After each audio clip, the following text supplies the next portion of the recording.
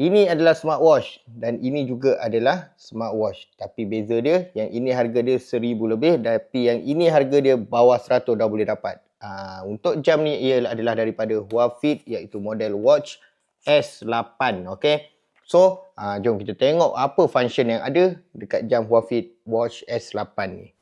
So inilah dia jam daripada Huafit iaitu Watch S8. Kalau korang boleh tengok dia punya pattern dia punya screen dia ada macam melengkung memang cantik. Kemudian function dia macam biasalah untuk smartwatch, korang boleh tukar dia punya face depan ni nak face apa.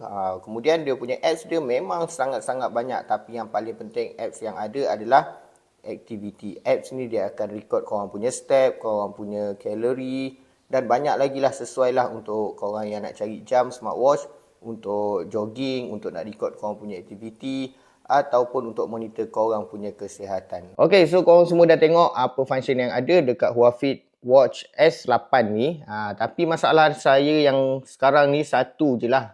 Saya tak boleh nak connect phone saya. Sama ada sebab saya guna iPhone ataupun ada masalah lain lah. Korang yang pernah guna jam daripada Huafit ni, so boleh letak kat komen kenapa, apa sebab dia saya tak boleh nak connect. Okay. So, kalau korang memang berminat nak beli, nak cuba tengok apa yang ada dekat dalam jam Huafit Watch S8 ni, korang boleh tengok dekat bawah. Terima kasih. Assalamualaikum.